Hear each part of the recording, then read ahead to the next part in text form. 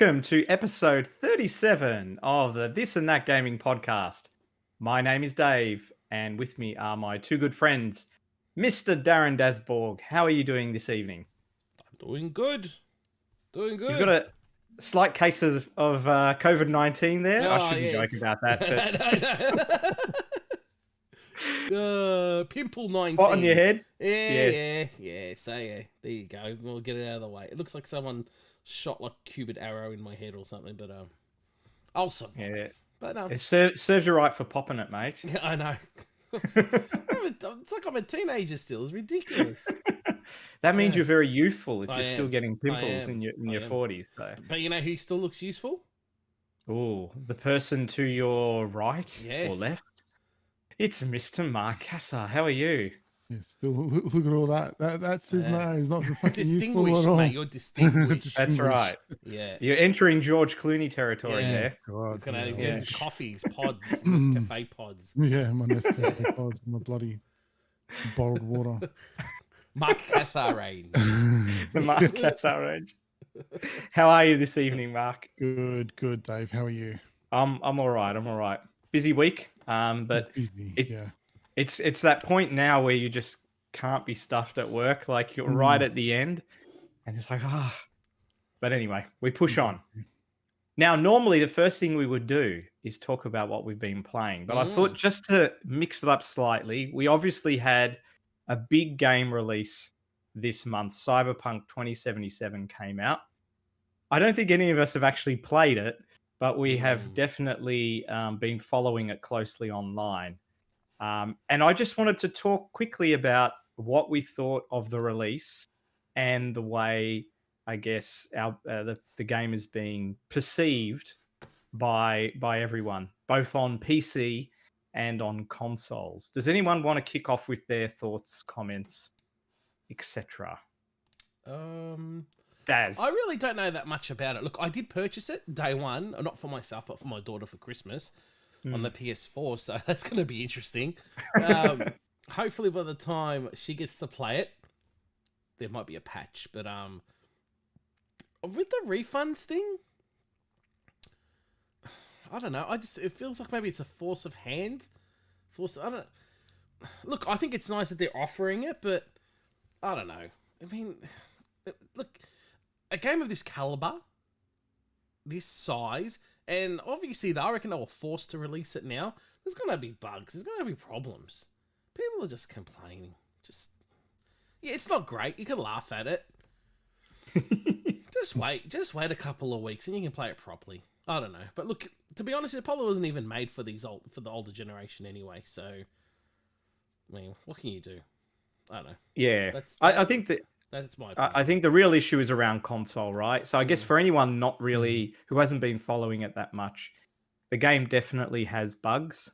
On PC, it seems to perform better. On the newer consoles, so the PS5 and Series X, it's acceptable. On the older consoles, it does seem to dip quite badly in the frame rate department. And in addition to that, there are some crashes and some quite bad bugs that are occurring. Now, some people have been playing it and they're okay with it, and you'll get the usual sort of critical analysis that's done by people like Digital Foundry. And I guess if you pay close attention to that, you're going to be worried because, it's dipping below 30 FPS or whatever. That means I can't play it. When in reality, we've probably played many games in a similar situation.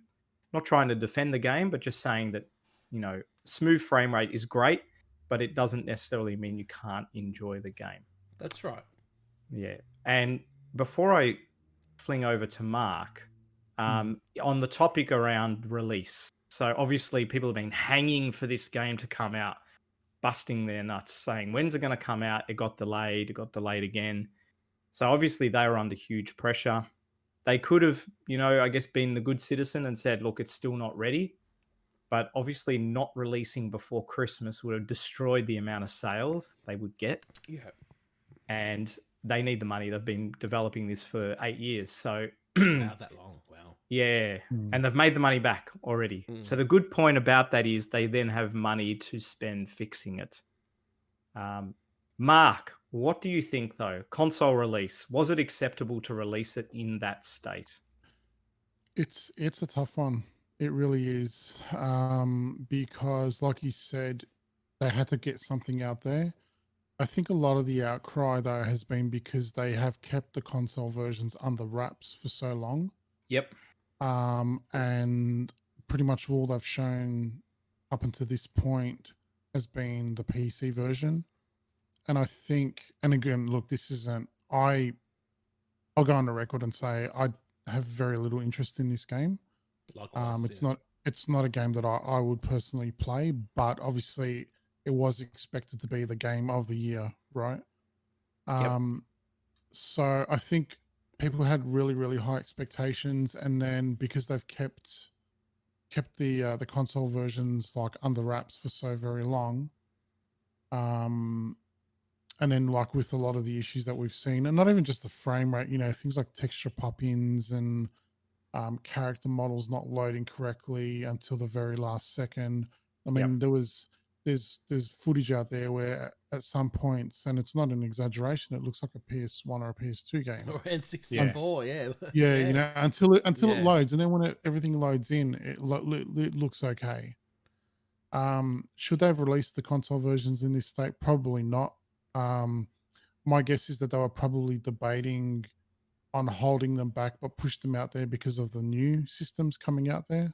Yeah. And because those versions ran a lot better. But I feel for them as well, because I feel like they've been backed into a corner, like we saw, and we talked about it on the show. I don't know, it was a few weeks back when they did announce that last delay, and just the outcry and the death threats that the devs got. This was just insane. Yeah, at that's the You time, know, yeah. so this is, I think, one of those instances where you reap what you sow. And I think both parties are to blame, to be honest. You blame the devs for not showing and not setting realistic expectations for the console releases, but part of the blame falls on the fan base, because I mean, when you're threatening devs, you've backed them into a corner where they can't, last minute say, you know what, we can't release this as it is. And now, it's just blown up and everybody's lost in the end. That's true. Well, Chris Deagle says, by the way, he says they are copping an ass kicking and they deserve every kick. No, I guess so. No, like you said, I think both. Yeah. Oh, absolutely. That, and he's right. They deserve it. They do deserve it. For the console ports, but so do the people that were so impatient that they couldn't wait. They should have released a disclaimer and said, look, we'll be releasing future patches for the base PS4 and Xbox, but we recommend you play these on PS5, Xbox Series X, and the high end Xbox and PS4 Pro. Yeah. What they should have done is they should have been showing footage side by side. To create realistic expectations, man. That's what it comes down to. And this is where the devs are at fault, because they haven't done that. From all the footage they've shown, I don't look, and realistically, I don't think anybody that's been a gamer for a decent amount of time are going to look at that and say, okay, this is what I'm going to be playing on the home versions on the console. But if you set expectations and people know what to expect, would it have cost them sales? Maybe it would have. Who knows? But better to have cost them sales than for them to have dug themselves into the hole that they've done now. Yeah, that's right. And the thing is, like, this is CD Projekt Red. These guys could do no wrong. If you just think back to The Witcher 3, and now they've burnt all that goodwill. Like that's all been tossed into the bin. Yeah, look, it's a really tough position. I don't like using the word devs. I shouldn't use it, because if you're a developer working on this, you have no say in what happens with the product, right? Sure. It's the senior management who make the decisions about the game being published and whatnot. But either way, they were pretty much in a hole, and I think whatever they were going to do, they were screwed. if they delayed it. You unfortunately can't set a disclaimer because the game is for the PS4 and Xbox. Every game you release for those consoles should work on the base consoles, even though they are at end of life. And remember as well, like they really stuffed themselves up. The original release date for this was earlier in the year before the next gen systems were out. That's right. So, maybe if they'd come out and said, hey, it's going to be 30 FPS at 720p or something like that, and it's going to be a bit rough around the edges, people would probably scream bloody murder. They reckon the base Xbox was like 480. It was going that low. Yeah. I honestly don't. I haven't played it on that system. Well, that was Digital. What's it? Digital Foundry said that. Gears of Game says, by the way, I don't get why everyone needs to be in such a damn rush to get new stuff. Yeah, I agree. Yeah, that's again spot on. I mean, the other thing it could have done, like for example, I've put that game on my wish list for Christmas, right, on the Xbox because I thought, hey, play it on the Series X, and I'll get the best performance. But had I known that it's not as optimized for the consoles, I know that they're bringing patches out for the, eventually will, but I probably would have just bought it on PC, right? Yeah. So there's a bit of that as well. I think it was really just what Mark said, though, the expectation there. They didn't show, they were explicit to the reviewers, only giving them the PC version to make the game in the best light. And if the reviewers had gotten the PS4 and Xbox versions and played them on the base consoles, we wouldn't have seen scores anywhere near as high. And that would have hurt their sales a lot. So deception, and it's paying them back. Sony have now pulled the game from the PlayStation Store until further notice, and they're offering refunds as well if you've purchased it through the store. So that's going to hurt them as well. Probably not hurt them hugely, but still will hurt them. So you think that's why they're taking off the store, so they don't have to keep dealing with refunds? I think so, yeah. And I mean, that's probably a sign. Like, people may argue and say it's not that bad on the PS4. Maybe for some people it isn't, and I'm not going to sit there debating. But the fact that Sony have reacted in this way probably says that there is enough of an issue, that they're going to pull it. So, yeah, look, it's a shame. I love The Witcher. I'm a big fan of it. I'm actually really excited for this game. It's something I want to play after Christmas. People have been likening a lot to sort of Fallout, but in a cyberpunk world, which is perfect for me. But they've hurt themselves badly. The goodwill will take a long time to recover. This is like another No Man's Sky, basically. Yeah, it is. It is. Yeah, look, and fingers crossed. And look at that game. Like, what a bloody turnaround that game had. So it just shows. And I think, given their track record, I think they will make right on this. They will. It's going to take them a long time to kind of earn that goodwill back, but I think they will. I don't think they're going to just. And they've already said, I think beforehand, right, that there was going to be expansions and stuff. Yeah, they do have a fairly good sort of model for that. And look, if you've got a really high-end PC, it does look spectacular. Yeah, I saw some footage before, even on, I guess more normal spec PCs, and it still looks great. As well. Yeah, Series X looked fine on the PS5. Yeah, it looked great on those consoles too.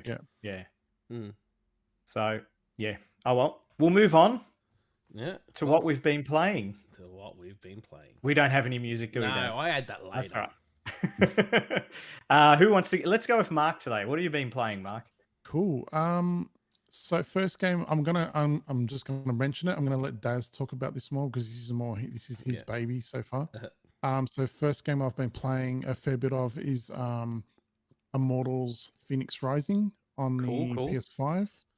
Been a great game so far, but I'm going to talk about it in a bit more detail later on. Basil, I'm sure, will be mentioning this quite a bit too.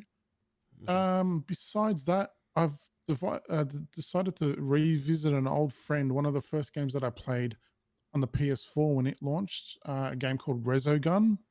Oh yeah, good game. Great game. It's a side-scrolling shmup. It's very different, very unique. It's very Defender. Yeah, very much Defender. It is exactly. Yeah. So I don't know why. I just kind of got the craving to play that again. Why, Mark? Why? I don't know. What's wrong with me, Darren? What is wrong with me? So yeah, I installed that on the PS5. I've been playing that.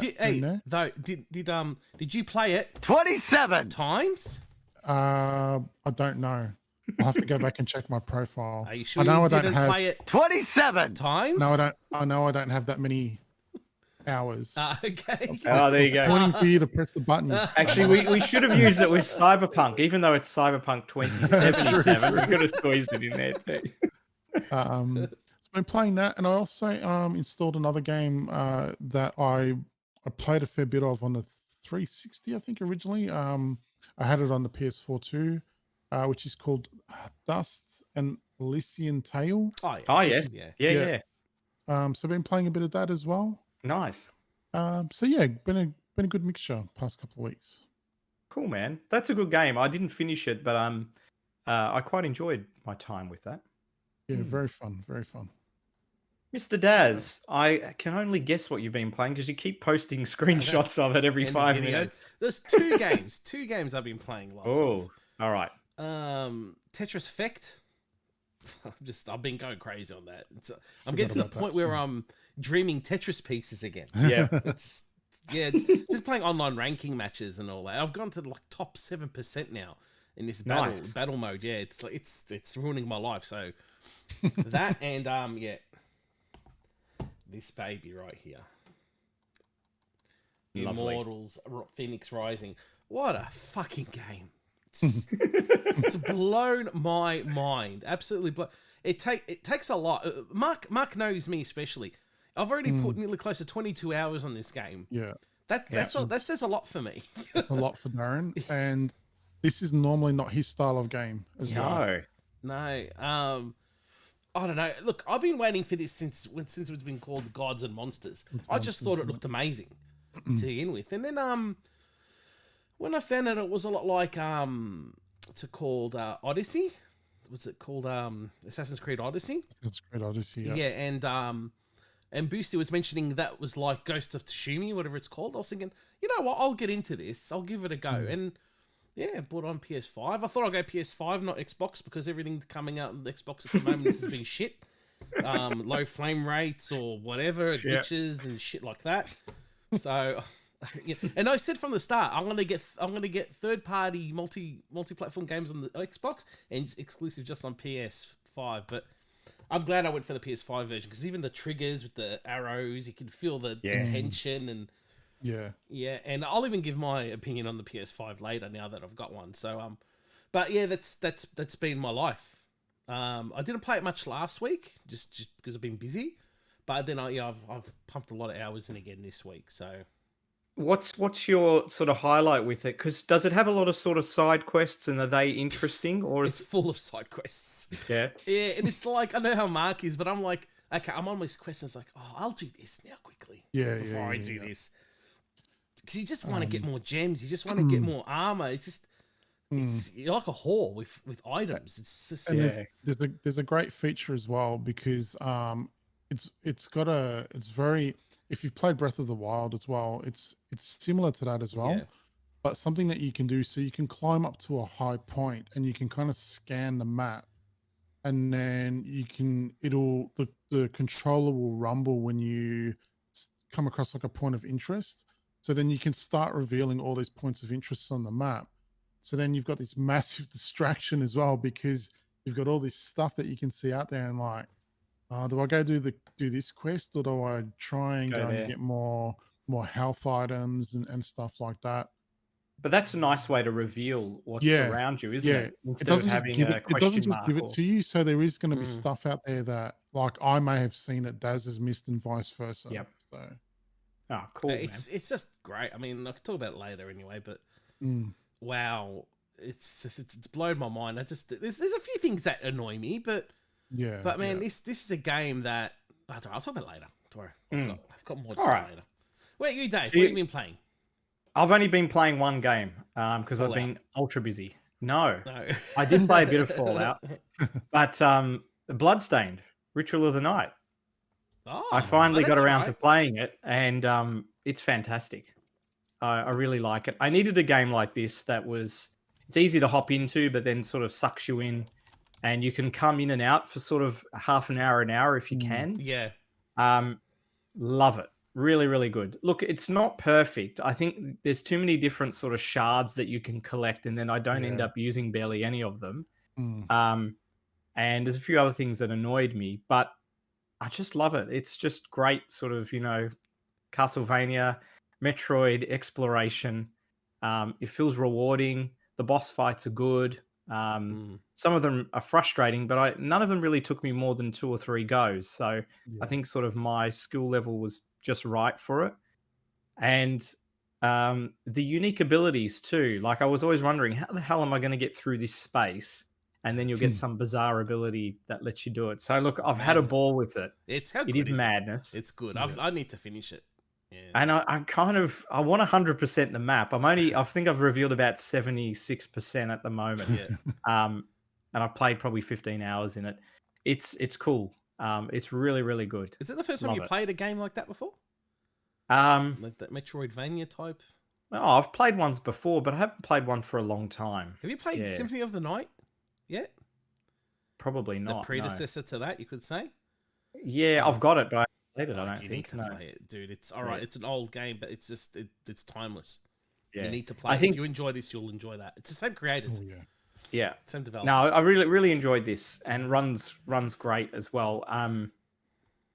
The music's good, but not spectacular. Like I feel if it had sort of the sound of some other games, it would just be that little bit better, in my opinion. It just got a bit old after a while, the music. That's all. Daz doesn't agree. No, I don't agree. I disagree. I think it's amazing. I'm not saying it's terrible music. It just, I don't know. Like you said, it's terrible. That's it. This podcast is over. Yeah, all right. But look, if you haven't played it, it's a great game. I highly recommend it. So that's it for me. A little bit of Fallout as well, but I haven't really had much time to play. You did stick in some Fallout. I did. I've got a character that I'm building, and I just whenever I get time, I'll play a bit. All right. Cool. All right, we're done. Go to the news. Let's go to the news.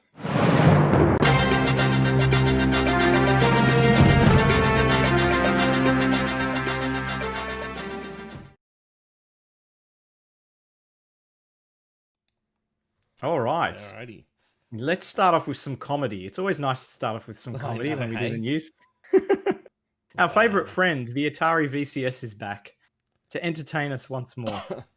Unreal. Daz, you might want to. I think we all can comment on this because we've all seen this. Did you all watch it? Did you both watch it? Oh, yeah. But besides the guy hosting it has got like no personality whatsoever. He seems like a nice enough guy. Yeah. Well, look, I guess I don't blame him. Don't blame him whatsoever. We'll give some context. So basically, this guy got an Atari VCS. He's actually got one in the flesh, and he did a mini review. There didn't seem to be any other reviews on YouTube, and no one seems to be selling it on eBay or anything either. So it's literally like he's the first person on the planet to have one in his house. Daz, do you want to comment on some of the things he came up with or encountered during? Okay. Look, firstly, I think it looks nice. I'll give you positive. Yep. I think the console looks really nice. I like the design. I really like the classic controller, the joystick. I like the light up on the classic. How it lights up. It's really nice. I mean, if I could snag one for about $80, $70, I probably would buy one and use it on my PC. But I think that's where it ends, to be honest. It's just nothing. I mean, the store wasn't even working. He got charged twice for Atari Classics Volume 2 or whatever 2. it was. Volume 2, yep. Yeah, he got charged twice and didn't get to download it at all. And he was like download a 300 and something. So I wonder if the people before him got the game. It's just nothing works. I mean, when something works, it works. But and what was that? It actually had all the like in the receipt for his transaction. It didn't even have any of his real details. No, it had all the dummy placeholders you get. So the phone number was like 5555555, and it was pretty crazy. It's literally like it was still a test system that hasn't been put live. And the Chrome, Mark, do you want to talk about Chrome and the way that's incorporated? So Chrome has Chrome as a default browser, which is just a good thing. Yeah. But apparently, like let me scroll back because it's funny. We just just mentioned it. I'm gonna pause the video. He does play a few games as well. We'll talk about that in a minute. Yeah. Or one game, I think. So he goes, as part of the VC, as part of the this is advice from Atari themselves, mind you. As of the Atari VCS ship date, Chrome login credentials are not linked to individual user accounts. The last Chrome account that was logged into will be accessible to anyone subsequently logging onto the VCS. For example, if Dad logs into Chrome and goes on Pornhub and then logs off the VCS, anyone else in the family who logs into their VCS account can open Gmail and read Dad's emails or check out his fetishes on Pornhub. Yeah, and penis pumps and stuff in his emails. Yeah. So it's basically, if I can go back a step, because what it mentions is something along the lines of that. So, for example, if you log into Netflix, it will log into the browser version of Netflix, right? So, your account details will be visible from person to person, no matter which user is using the VCS. So obviously, there's a few privacy concerns there. Like Netflix isn't a big deal because I'm assuming if you've got multiple people in the same house using Netflix, they're going to have multiple accounts, right? But like using the example there, if he's checking his email on his VCS for whatever reason, that's you've got privacy concerns. Well, look, let's be honest though. Who's going to more than one person's not going to be logging onto this thing? Anyway, no, more than one person using it. I mean, so clearly it doesn't. Steam, like even the vault that you get with it, that's the same way you get on Steam. I mean, that's right. Yeah, there was nothing else there. There was like 4 icons on the desk on the screen. It's very bare bones, and the fact that like it uses Chrome for everything kind of highlights that there isn't any sort of dedicated app support. There's not a Netflix app for the VCS, right? It's just Chrome. Yeah. So it's really, really rough around the edges, and I would be pissed as a backer to get something that's in that state. He was very upset in the end. And you're still paying the outrageous price. And then what did he do? He played Missile. Was it Missile Command? Yeah. And this is another thing as well with the way the controllers work. That was hilarious. This was mind blowing.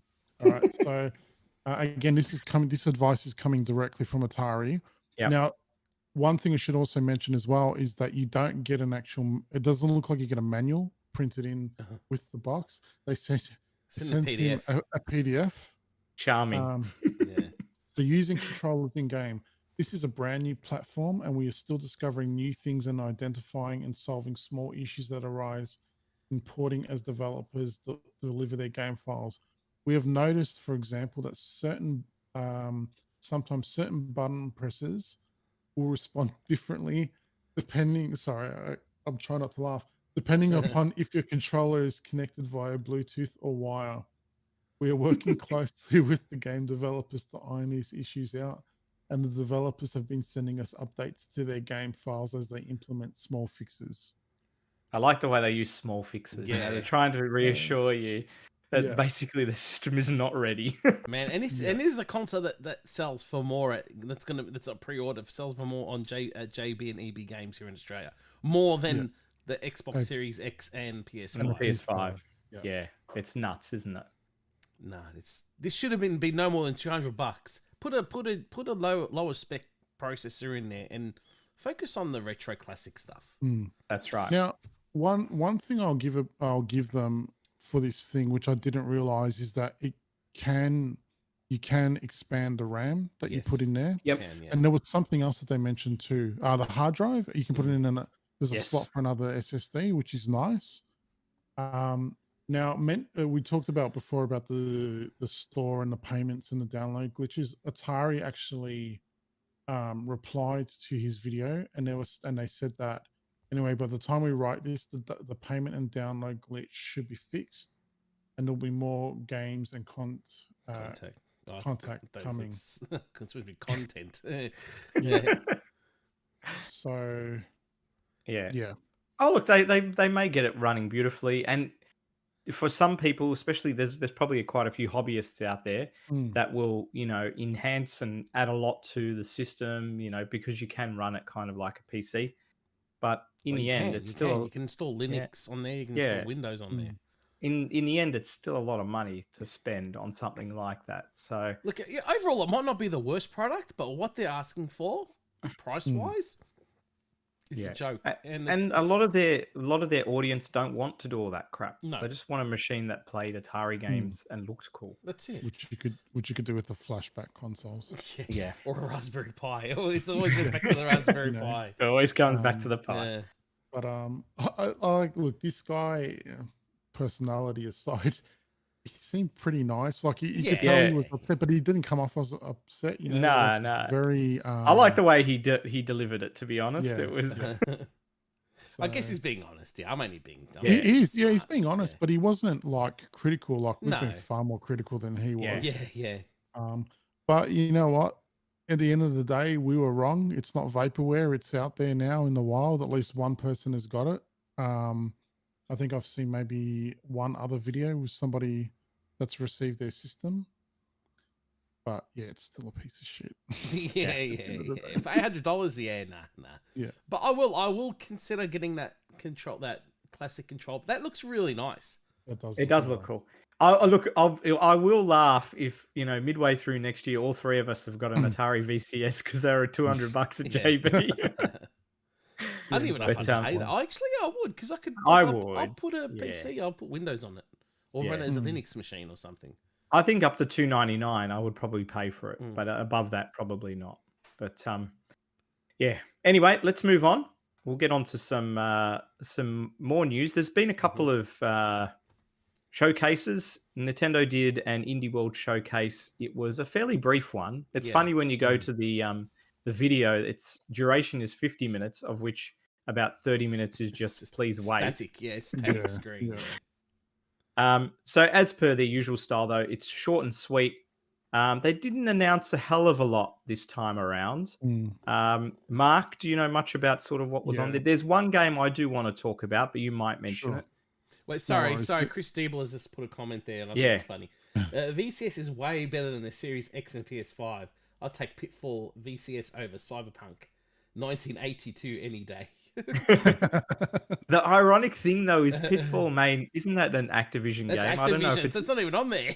No, it's not on there at the moment. Because isn't that what he mentioned he wanted to play or something? Yeah, I think it was actually. And he said it was on the Vault 2 that he tried to get, and it won't happen because it's Activision. But sorry. That's all right. Cool. Yes, Indie World.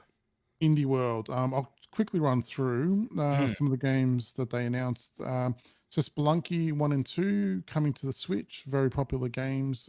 Very good for that platform. Would be perfect. Yeah. So they mentioned that there'll be local and online multiplayer for 2. It'll be local only for 1. Coming 2021. Next game was a game called Fisty Fluffs, which is a multiplayer brawler. Sounds like a furry game or something. It's all cats. Yeah. Yep.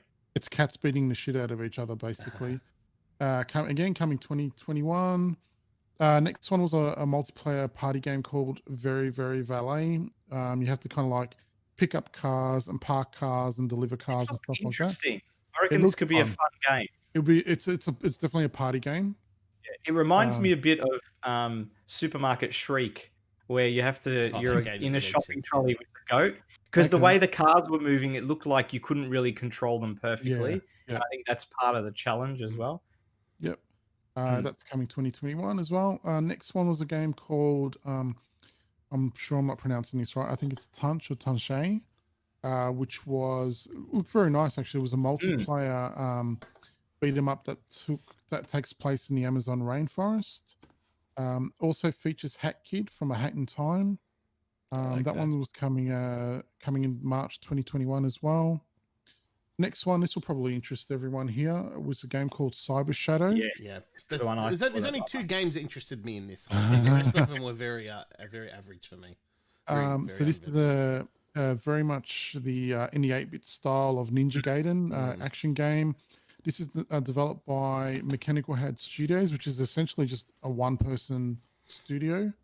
Wow. And it's been published by Yacht Club Games, which did Shovel Knight. They mentioned that the Switch version will let players scan Shovel Knight amiibo, and you'll get like a little fairy or something like that will follow you. That will assist. Cool. That game's coming on Game Pass apparently as well. Oh, okay. Sweet. Yeah. Perfect. Cyber Shadow, which is awesome. Next one was a game called Calico, which lets you run your very own cat cafe. That launched. Yeah. That launched the same day. The next one was a game called Alba: A Wildlife Adventure. This is like a 3D adventure game where you need to clean up the pollution on your island to help save the wildlife. So it looked pretty. Not a game I'd play, but it looked pretty. No, not a game, but it was good messaging at least. The next one was a game called Genosha. It was an anime style detective game. Didn't look very interesting to me. I had no idea what was going on. Yeah, it's kind of. I think it's a point and click. That one was it the point and click? Yeah. So it might be up Matt Corley's alley. Next one was a game called Happy Game, which was a horror adventure puzzle game. Next was Super Meat Boy Forever, which was this has been around for a while now, which is a very tough platformer puzzle style game. And then there was Grindstone, which again was also like your more traditional puzzle game where you kind of line up the pieces and then your dude will go around and smash the crap out of everything. That was a Apple arcade game. Okay. That's now coming to Switch. Yeah, apparently it's really good. Yeah, and then there was like a sizzle reel where they showed off a few different games which I couldn't really take note of. But then the last big reveal was that Among Us, which has been one of the breakout games this year, especially on Twitch, is coming to the Switch as well, and it was released right after the presentation. It's on Game Pass as well. Yeah. Oh, there you go. yeah. But yeah, Switch is the perfect perfect platform for that too. So yeah, cool. I like the corny the narrators of the indie world were a bit cheesy, but look, I like the way Nintendo do these. They're pretty short and sweet. Just give you a bit of a flavor of what's coming up, and that's cool. So, and especially in this year, it's been really hard with COVID. So I think it's been nice. Awesome sauce. And in addition to that, we had the 2020 Game Awards. Now, I have to confess, it was 3 hours long. I didn't watch all of it. I did sort of take some cliff notes of some things that happened. I just browsed. Yeah. I'll probably start. I'll just highlight a couple of things that interested me. So obviously, The Last of Us 2 won a lot of awards. A few other games, I think Ghost of Tsushima got an award. Among Us got an award. Half-Life Alyx was obviously going to get Best VR Game. I don't think there was much else to compete with it. But some of the game announcements were quite significant, if not brief. So Perfect Dark, a new Perfect Dark game has been announced. Now, I confess I haven't played the first one. I haven't played the original. No, I've got it. Very good. Played it. Very good game. This, I think, will excite a lot of people. So hopefully they do a good job with it. The other one that interested me, I won't say all of them, so I'll give you guys something to comment on as well. The Callisto Protocol. This is like a space horror game made by the people who made Dead Space. They only showed sort of a small teaser, but I love these games. They normally are pretty scary and also pretty fun to play. So I'm excited by that one. And probably the last thing I'll mention is BioWare having teasers of a new Dragon Age and a new Mass Effect game. Now, they were extremely brief. They didn't show any gameplay footage. God knows how far along the development cycle they are. But I'm always excited by Dragon Age and Mass Effect. So let's hope that they come out and that they're good. Daz, was there anything that you saw that sort of stood out to you? Nothing really stood out. I mean, I didn't watch it, but I did go through the article, and nothing really stood. The article doesn't really say much. What did you think of Ghost and Goblins, the remake coming? Oh, that's right. Yeah, it was a Flash game. Look, I'll have to play it to really. Yeah. I don't think it looks pretty, but you know, I'm used to the pixel art for that kind of game. You know what I mean? Even the PSP version was all polygons and it looked fine. Yeah. I don't know. It could be good. I don't know. I don't know if I want to play Ghosts and Goblins, to be honest, though. No, I'm all for good. They're hard. They're not easy games, but I don't think it looks that great. But you know, I'll wait till I play it.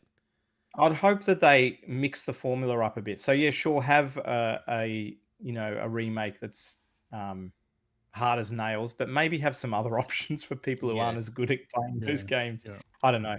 Find a balance, like they did. Like Streets of Rage found a good balance as well. I know that's not as hard a game, but yeah. Mark, was there anything that sort of stood out for you? Probably the biggest announcement for me was that Sephiroth is coming to Smash. Actually, he's out as of today. Yeah, Christian, my son's got it already. He's got him already. Yeah, because he had a season pass.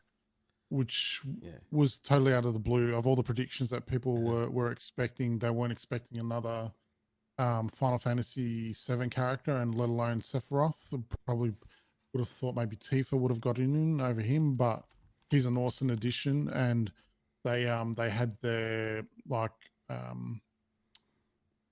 Sakurai did his little presentation today, and you could tell like a lot of love and care went into the character. Yeah, I think it's been a big hit. It's going to be a big hit.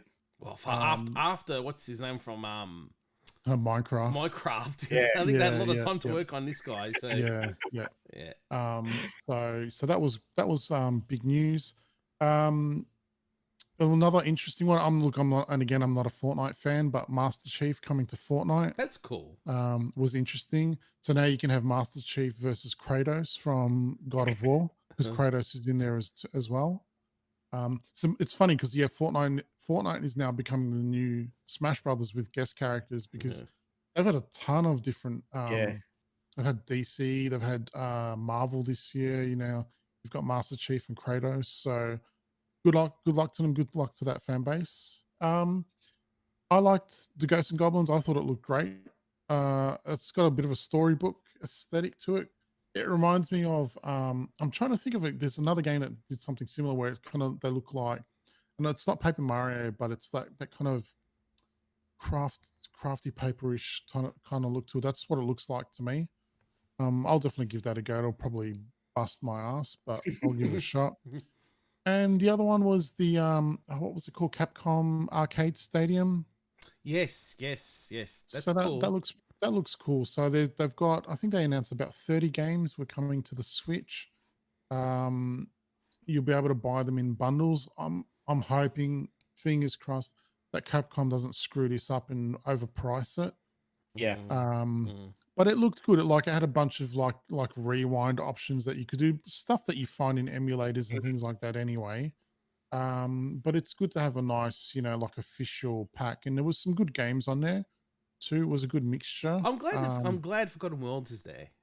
Yeah. I can finally play it properly for Twin Stick now. Yeah, exactly. So that's on there. There was like Mercs. What was the other one? Battle Circuit was there, which was nice because that kind of gets forgotten.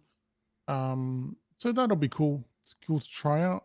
But a lot of the other games I just haven't had the time to kind of pay attention to. But like those were the big announcements that kind of got my attention anyway. Fair enough. Yeah, I'll probably. There was a couple others I forgot to mention. It was weird seeing what was the deal with Arc 2 and Vin Diesel. Yeah, that was kind of strange. He's going to be in that. He's going to star in that game now. Yeah, I think he's actually got some. Like he's an executive producer for the game as well. So that was quite unusual. Elite Dangerous. Now this is a game I haven't played, and it's a space exploration game. You kind of fly around in space and do stuff. This says David all over it though. It does, yeah, and it is now because I think the new expansion Odyssey now lets you sort of explore the planets on foot. You couldn't do that before, and there's battles and everything. So that actually looks quite cool, and they showed a bit of that footage. That's got me very interested. So I probably will give that a crack. I wish I've got a copy of it. I wish I could gift it to you. Yeah, I should tried check. I playing probably it. already Why own did it. you buy that? Or was that with a bundle or some Because shit? I love space games, man. Like when you like thinking back to Yeah. say stuff like TIE Fighter and Yep. X-Wing, like I'm dying for a game, but I tried that game and I couldn't even get out of the bloody hangar. Hang on. Oh, shit. So You have to I like sh- Squadrons, dude. You'd like Squadrons then. Star yeah, Wars but you said Squadrons. that's more like Descent, right? That'll make me Yeah, but you're in space too. Yeah, I know. yeah. Just, But just chuck your console in the bin, then, mate. I'll just wait for it to come to Game Pass. Yeah. But yeah. Actually, they did say the Yakuza games are all coming to Game Pass as well, I think, except for one. I wanted to ask you, Mark, and you've probably mentioned this before. Monster Hunter Rise is coming to the Switch. What is that? It's a new game. It's the next game. So right. it's your next game in the series, coming to Switch in March, and thanks to the ransomware leaks, apparently it's coming to PC later in the year as well. Okay, there you go. One to look out for. Exactly. All in all, though, like there was a fair bit that they announced there. I thought it was quite cool, to be honest. It was like an E3 almost. So yeah. We'll move on. This was interesting. I think it was you, Mark, who posted this, or maybe Daz. Halo Infinite will be coming in fall 2021. Now, fall is autumn in the US. So is that spring for us? Is that going to be like March around that time here, possibly? Fall. Oh, no, hang on. It's going to be September here, isn't it? Yeah, Yes, sorry. Yeah. Wow. So that's a massive delay for a game that was going to be a launch title. So this is a normal first-person shooter, or? Yeah. This was the game that was meant to come out that didn't look great, and then they went back to the drawing board. So, I hope they get it right. It's a pretty substantial delay. And the other thing I think, from what I've sort of seen, is there isn't a lot of first-party stuff coming out from Microsoft next year, but that might change. Let's keep going.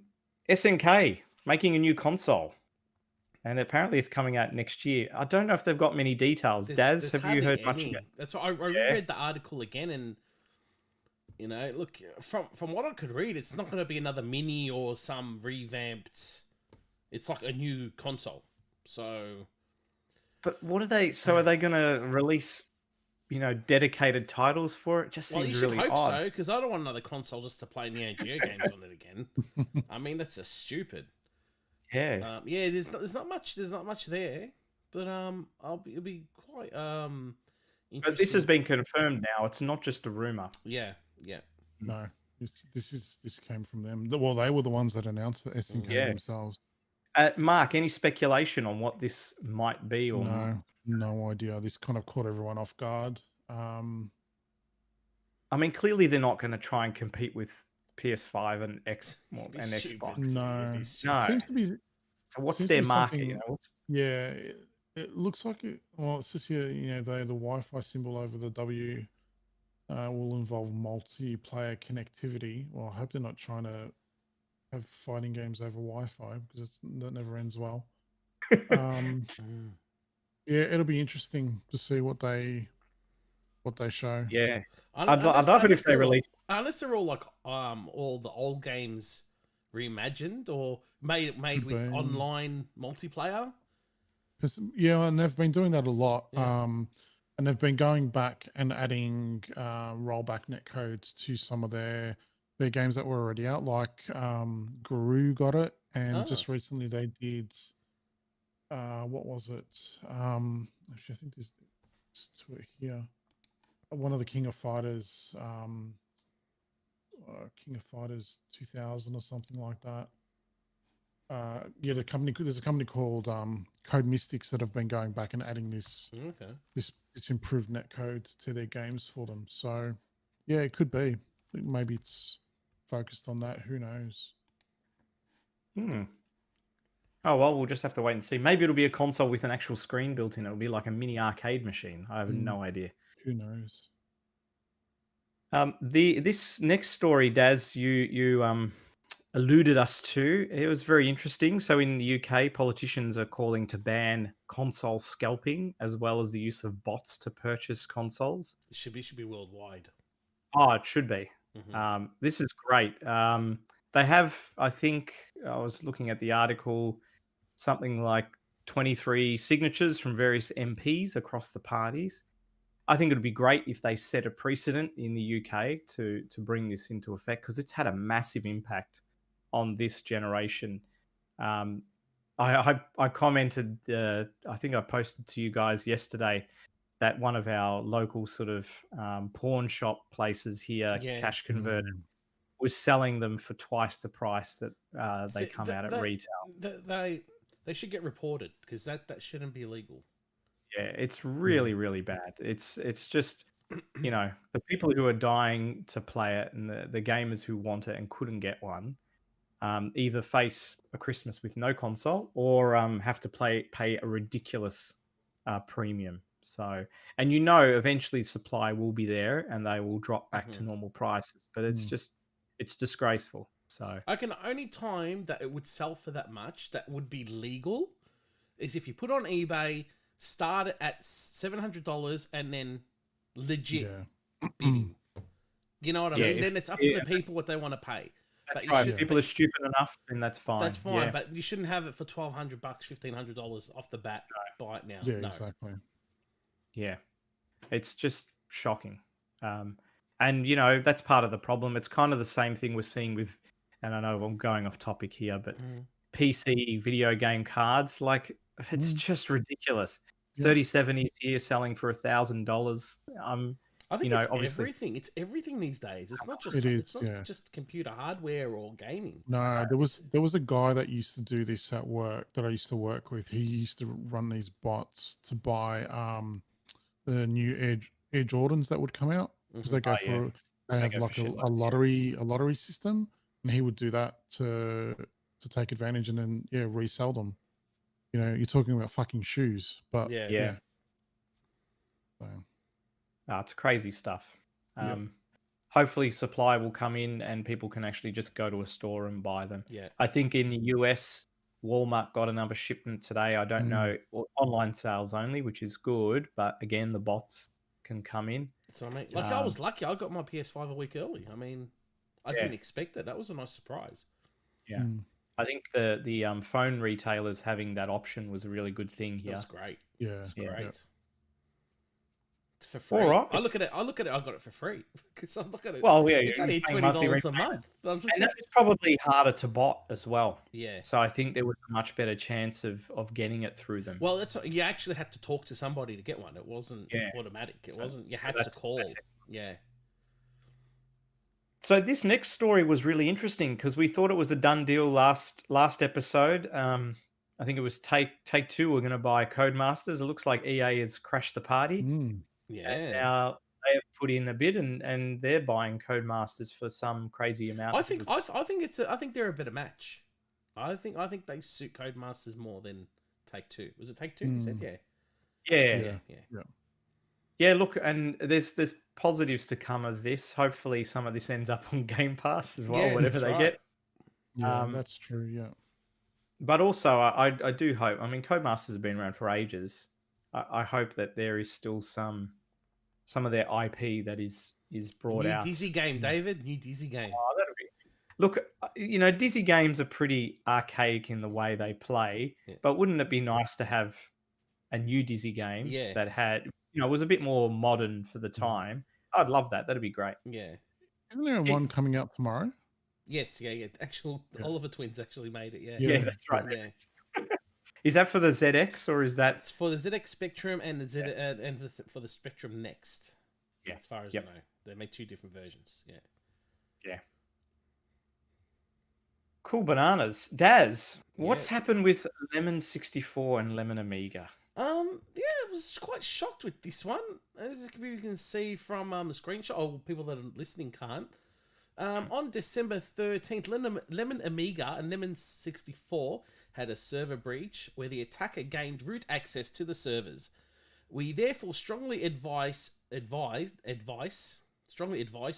Okay, I read that right then. To change your foreign password and do not use the same password anywhere else.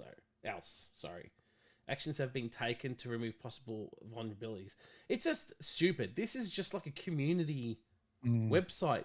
There was no need to hack this. Yeah. You know what I mean? And it's a great website for Commodore enthusiasts. It's amazing. It's got reviews, it's got interviews, and it's sad. Yeah, the thing, I don't think it was deliberately targeting the people who operate it. See, sometimes these hackers, they go after sites like this because they know they're potentially running older software. Yeah. And they're hoping to gain access to some email accounts and passwords, which they'll then use on other sites. You know, they're not looking. I don't think they're going to make any money from hacking this site directly, but it's the indirect that they can get out of it. It sucks. I mean, these people are it's a community. I've been to Lemon 64 before, but you know, not a hell of a lot, I'll be honest. Yeah. But yeah, just shitty to see happen. Yeah, it sucks. Well, this is a 15-plus-year-old software server software. It's like, what the hell? You know what it is, Daz? It's those bloody jealous Amstrad users at it again. It is. Yeah, that's why David's laughing. Damn, you've caught on to us. So he knew all about it. Like, he knew how to explain it. We've got some comments there. J.E. says, hi there. Are you looking forward to unwrapping your Atari VCS on Christmas Day? Nah. No. I've got my old one. I can unwrap, wrap and unwrap. Giza Games. What's he say? Was wondering about Lemon. Damn hackers. But apparently they had an ancient version of PHPBB. I don't know what that is. Is that? Yeah, it's probably the bulletin board, the forum software. Yeah, I'm just guessing, but so they were probably a lot more vulnerable because it was really old. Yeah. Oh, good old ETA Prime with his intro. I love that intro. It doesn't mean anything. It's just a robot playing Golden Beast. I love it. But yes. This was pretty cool. I saw a little bit of this video, Daz. Great. This new PS1 emulator. It looks amazing because it scales the PS1 games to 4K. And actually does a good job of it. Did you want to talk? What is this emulator called, and who's working on it, or where can you get it? I don't know who's working on it. I didn't pay attention to that in depth, but it's called DuckStation. DuckStation. I'm assuming obviously you're gonna have to get your what's it called? Not ROMs, BIOS files to get it running. But geez, man, it looks great. You know, it's a lovely UI. It doesn't look confusing like PSEXP, whatever it's called, the other emulator that I use. That's buggy, and I think this uses Vulkan, so wow, it's great. Yeah, so that's a positive. And actually, it did go on. Sorry, no, go. Yeah, I was just gonna say that he had a demo of I think it was what game? It was a fighting game. Was it Bloody Raw 2? Tekken 3. Oh, Tekken was it? And it looked great. It looked like it was from, maybe a PS2 or PS3 era instead of PS1. Because I play a lot of the PS1 games on my Mini, and they look shockingly bad. No, they do, yeah. That first gen of 3D graphics were not very. Yeah, they've not aged well. That's for sure. Not aged well at all. Yeah. So it's really exciting, but at the moment it's on PC only. It's not integrated into any sort of other software, is it? Like you can't get it in RetroArch or something as far like as that. I know, no. Yeah, but really promising to see. I might play around with it Christmas holidays. So yeah, let us know what you think of it. I think it'll be quite exciting. All right, and Daz, mate, you've been popping the news out left, right, and centre this time around. This is probably something you might know more about, though. I don't understand the tech side. I don't know if you watched this or not. Did you? I briefly watched it. Yeah. So this is a new single board computer. Yeah. Kind of in the Raspberry Pi vein. But it's a little bit Intel. Doesn't it run like an Intel? Yeah. So it's running an Intel CPU, which means you'll be able to put Windows on it very easily. x86. Yeah, it's a dual core CPU. It's not super powerful, but the version that this guy reviewed was a prototype version. They're actually not going to release that version. They're going to release a different version that is even more powerful.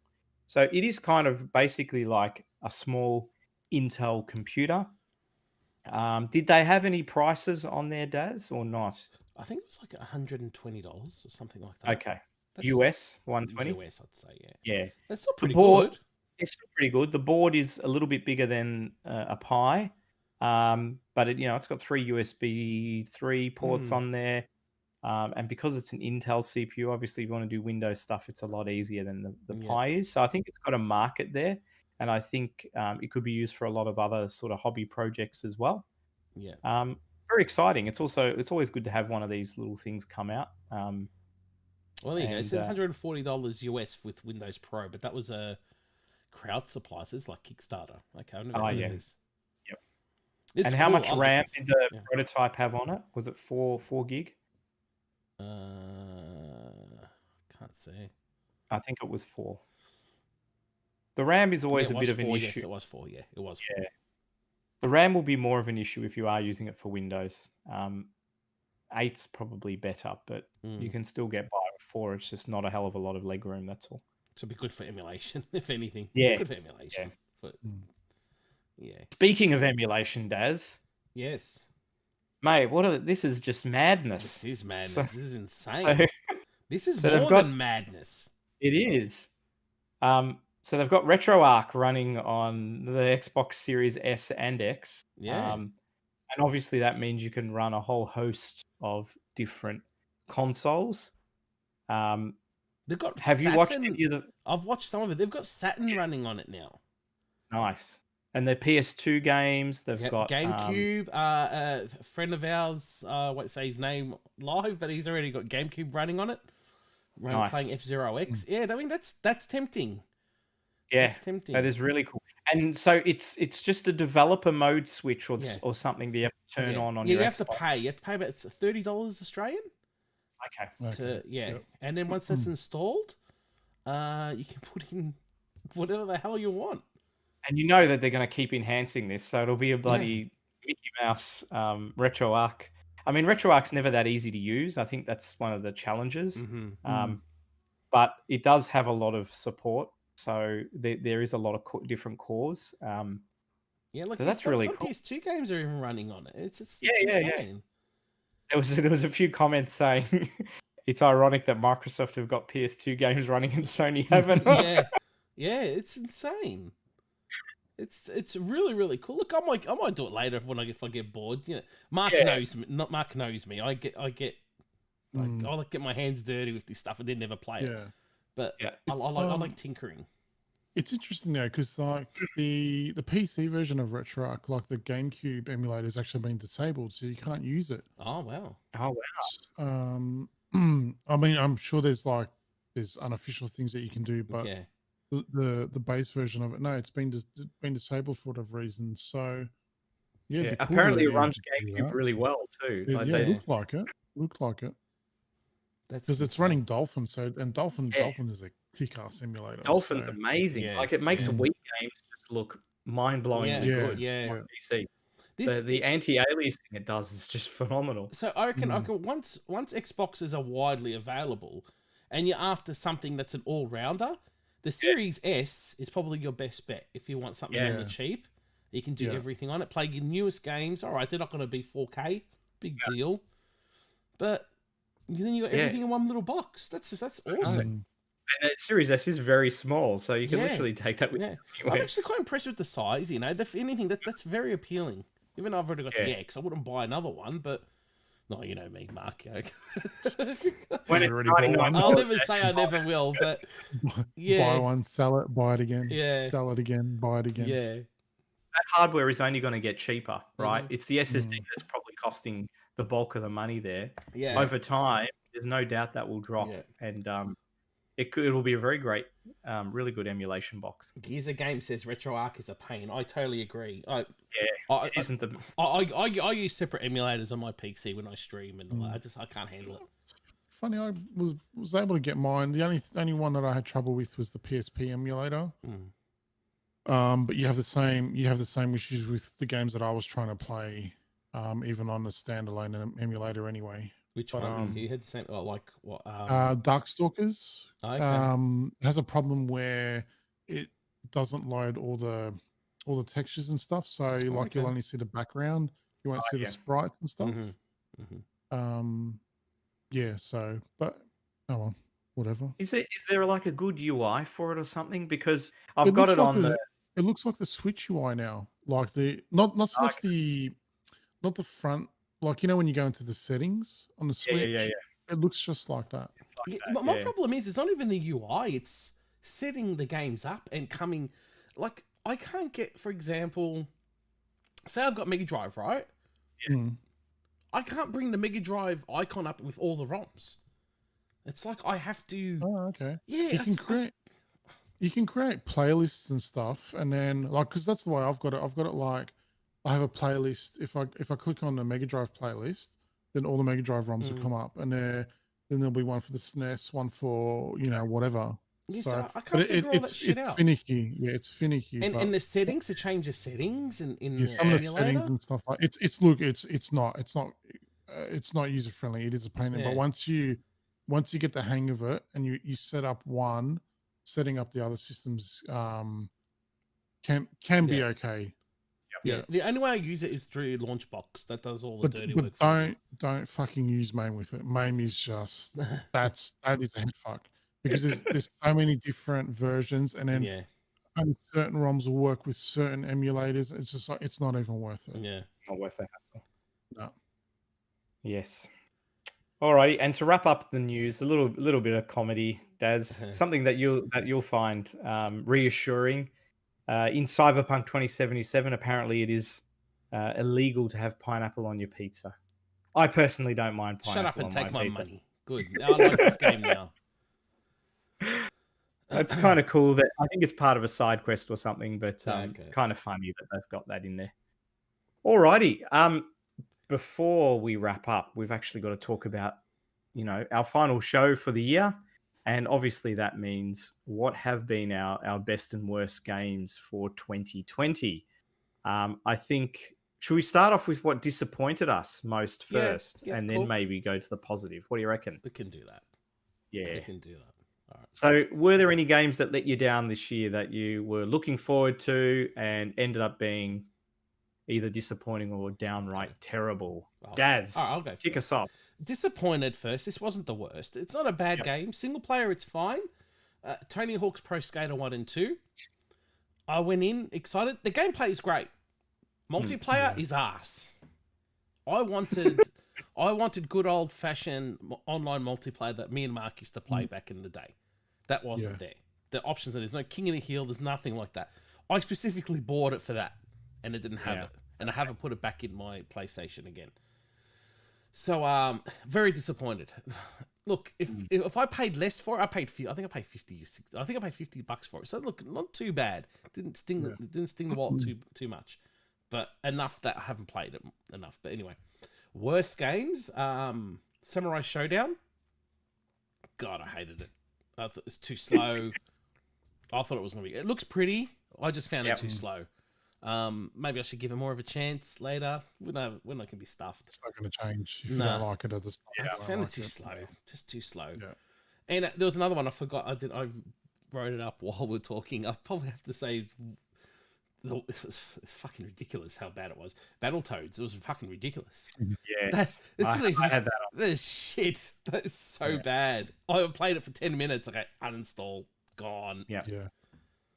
Yeah. I would be very angry if I paid for that. Yes. Very angry. Mr. Marku, your disappointments for the year. Sure. I have a small list here. Tony Hawk's 1 and 2, same thing. It's not that it's a bad game. I don't know why. I just didn't find it fun. Ended up actually getting rid of it afterwards as well, because you're lucky you did. Did you get your money back? No, I didn't. I ended up taking a loss, but whatever. Yeah. I don't care. Battletoads, as Daz mentioned, it was just a snore fest. It's so, especially after playing Streets of Rage, it was just so boring. And it's disappointing as well. And I'll be honest, I didn't like the art style to begin with when it was announced. It's really ugly, isn't it? Yeah, ugly. It didn't do the game any favors. And look, to be honest, even the original's not that great. It's okay. No, it's okay, but it's just it's got that pedigree behind it, right? Another one is Super Mario 3D All Stars. because it was such a bare bones release, and for the fact that I still can't figure out why they didn't include Super Mario Galaxy 2 in there. The best game that they could have included, they didn't include. Mario Sunshine's there, man. Your favorite. Oh yeah. There was not much effort put into it, was there? I think that's a real. But they did fix Mario Sunshine, though, didn't they? Didn't they make it like widescreen? I know they gave it a new UI, so they did something there. And they've patched it since as well, but still, that you've omitted the best game in the series. Yeah. Now the next one I haven't played, and I'm gonna mention it anyway. Though is Horizon Zero Dawn, the PC port. I was really looking forward to that, and that launched it in a bit of a mess.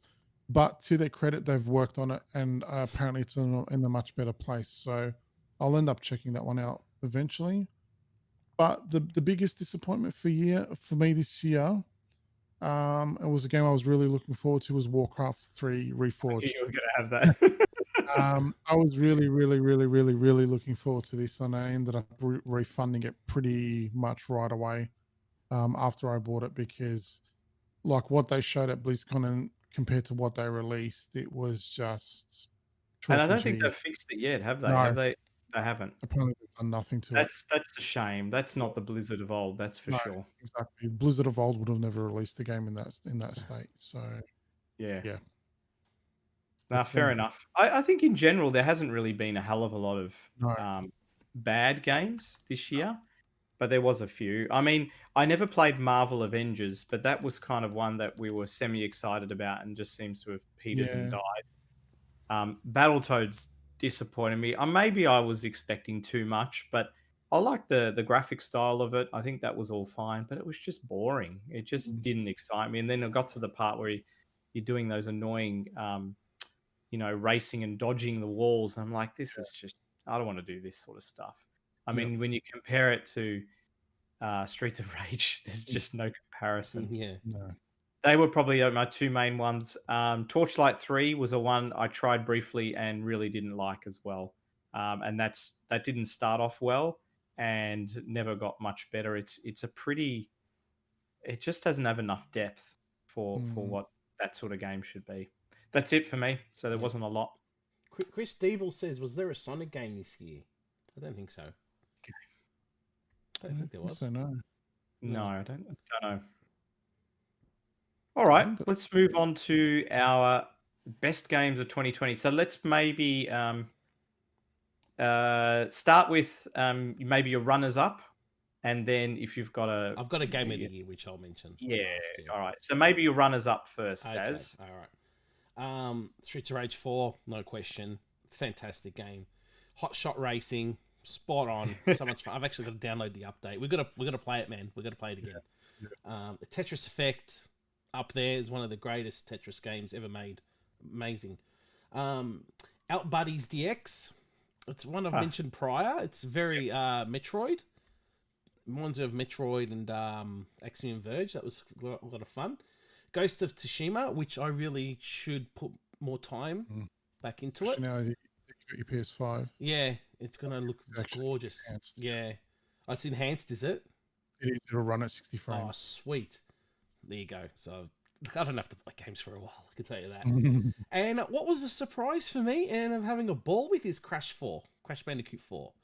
Oh, there you go. Lots of fun. Lots of fun. It looks gorgeous, even though it's made for the Xbox One X. It was Series One X enhanced, so it's not really enhanced for the Series X, but it looks fine. It looks gorgeous. Well, David saw it on my Magic TV. Yeah, He thought gorgeous. It's a gorgeous game. It's a lot of fun.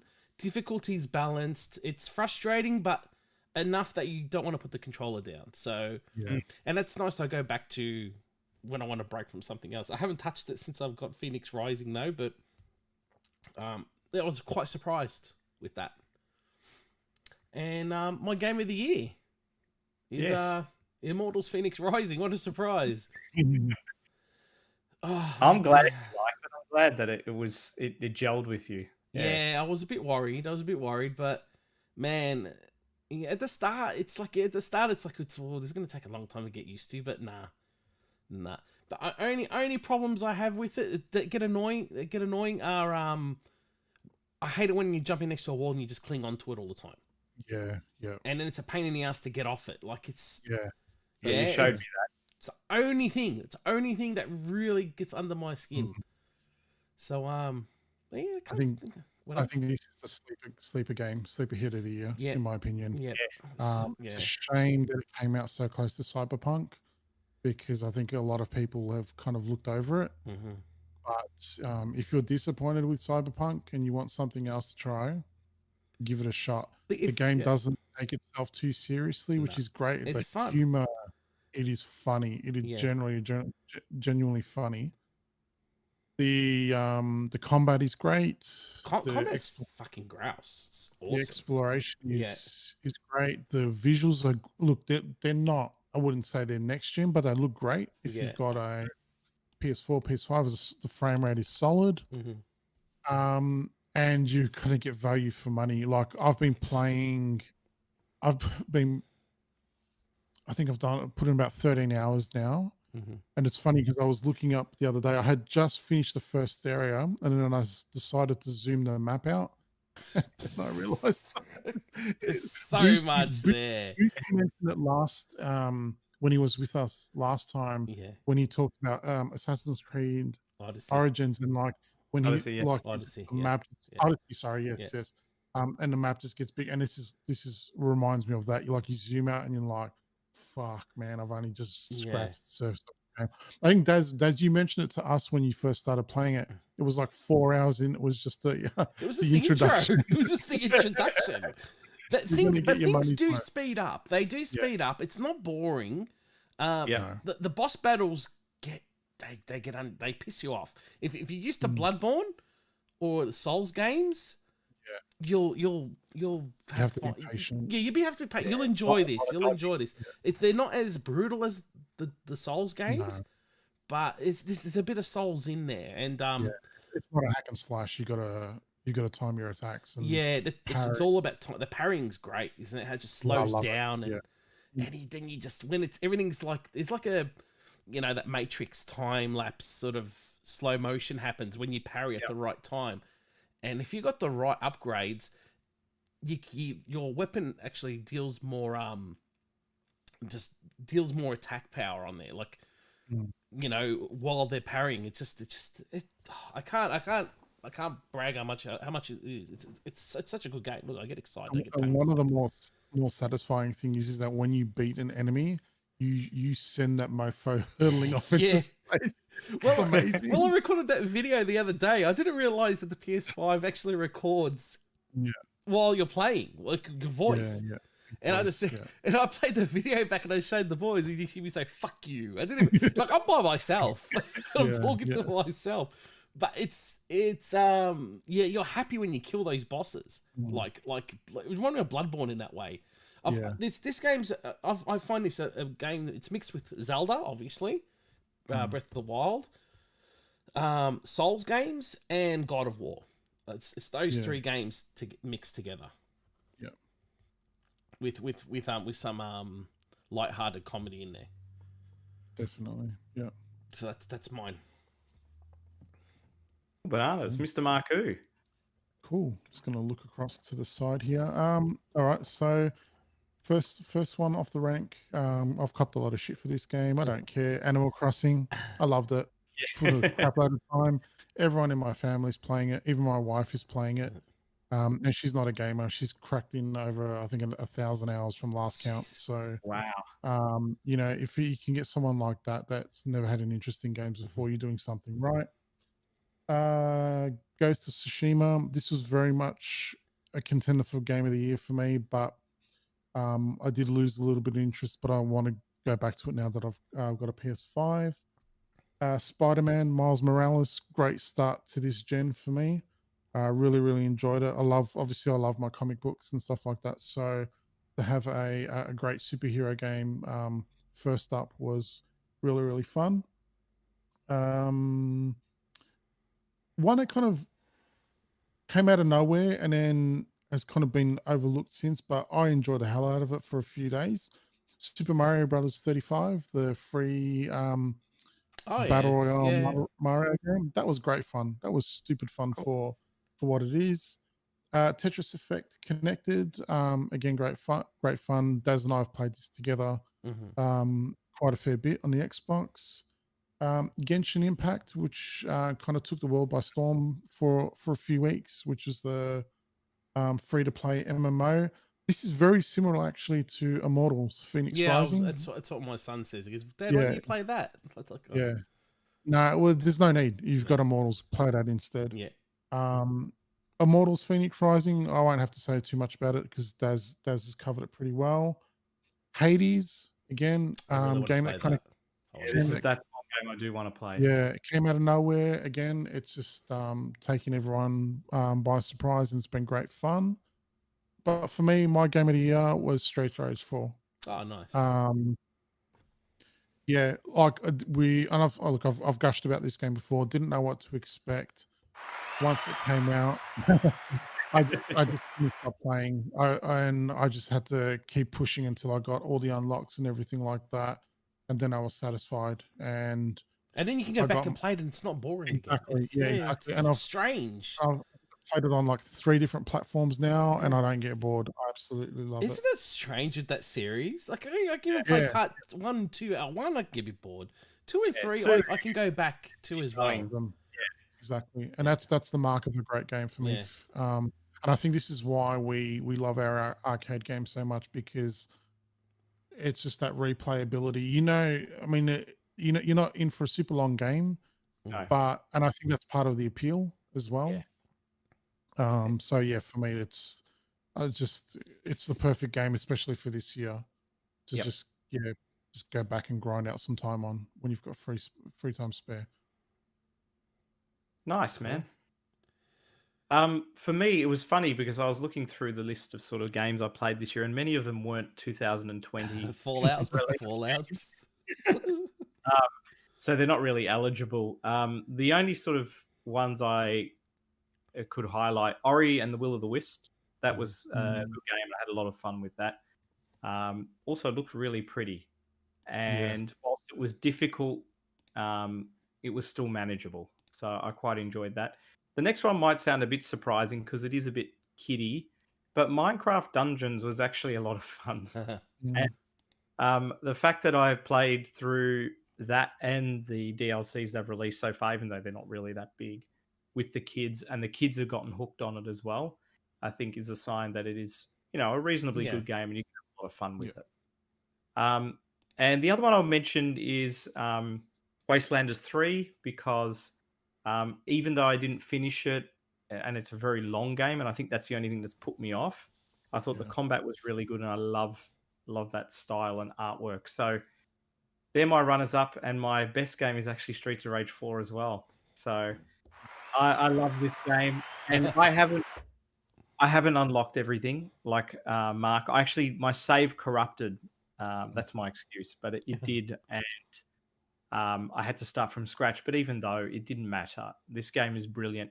The one thing they do well with Streets of Rage is that the levels are not too long, and they're not repetitive. In a lot of side-scrolling beat-em-ups, it's like, kill this monster, move a bit, kill that one. The scenery keeps changing. The music keeps changing. The music is great, actually. It really grows on you. Initially, it grew on me. Yeah, I love it. Some of the, you're coming to that scene, you've got that great bit of music. The boss fights are cool. They're quite different. Sometimes they're a bit frustrating. The 2 new characters are a lot of fun to play. They've added a few new moves. It still feels familiar as well. The use of weapons is great in the game. I love it. I think it's the difficulty is spot on as well. The difficulty is spot on as well. And I'm sorry. I'm just wondering what .ME is working on next, because they're working on another IP now. Yeah, because we were sort of thinking, is it Golden Axe or something like that? I don't know. I wish it was Shinobi, but they hinted that it's not a popular one. Oh, that's interesting. Yeah, I just think it was a brilliant job that they've done with this. With the Wonder Boy in this, it's spot on. Yeah. Mickey Mouse. Yeah. So there you go. I know we didn't mention some of the other ones that would have been popular with people, but I didn't play The Last of Us. I haven't played Me neither. Some of those other sort of big hits this year. Unfortunately, I'll probably play them next year. But yeah, cool bananas. we're done. We're done. Another lengthy episode. Shout outs. Who's got anything they want to shout out? Mr. Marku, anything you want? Look, we've said it time and time again this year. It's been a really, really tough year for everyone. So we do appreciate everyone that's tuned in, that's listened, that tunes in when we record this live. Shout outs to everyone. We really, really, really do appreciate it. We don't take it for granted. Shout outs to everyone that's joined us throughout the year. Maddie, Tim, Pete, Boosties joined us a couple of times. So big thank you to those guys. I'm sure we'll have them all on again at some stage next year as well. And shout outs to you both, you know, for rocking up each episode and making this fun. Because look, if you don't have fun, there's no incentive to do it, right? So yeah, it's been a ball. Fantastic. And Mr. Daz, is there anyone you want to shout out to? Anything you want to plug? Go ahead. First, shout out to everyone that actually joins us. Thanks guys who've joined us on this episode as well. It's great. Thanks for the support, and everyone that watches after. So and also downloads actual audio off iTunes and Podbean. That's awesome support. Thank you so much. Plugs wise now, plug my other shows. We have Drop That Stylist with Matt Corley. We talk about one album per episode. We've been a bit slack these last few days. Last days, we'll talk about months, weeks. It's just everything's just it's chaotic at the moment. So we were supposed to record earlier this week, but that didn't happen. So it's gonna be next year, early next year. And also my other podcast, Arcade Perfect Podcast with Tagster. So shout out to Tagster, and our last episode records this weekend as well for the year, not ever. We'll be covering Saint Dragon. So yeah, something different. Cool. Something different. So yeah, and that'll be our last episode for the year, and then we'll be back later in January, I'm assuming. We need a break. So yeah. Coolness. Yeah, I guess that's it. Thank you, everyone. It's been an awesome year. We're really looking forward to having your company again next year. Yes. And with a new year, we start off fresh. There'll be more games coming out. Hopefully, a bit more of a return to normal. And in terms of the current pandemic, which will mean that there'll be more games coming out too. Yeah. Hopefully, more Xboxes and PS5s hit the shelves, and everyone can get hold of one and enjoy this next gen. And same goes for PC cards as well. Yes. David. Yes. Knock knock. Who's there? Bear. Bear who? Bear bum. Jesus. What a poor There you way go. to end the show. I wasn't going to miss out. It had to The happen. quality of our episode was probably about here before. Now it's just... Well, Chris Deeble was actually upset that Casey couldn't make an appearance today. I told her she's gone. She's moved to Tasmania, so... She's having a great life. I think so, yeah. Yeah. There's times when we have to make that change. That's right, yeah. She's made that change. She's made a sea change. She's enjoying it. Literally, yeah. Fucking ocean, where she belongs.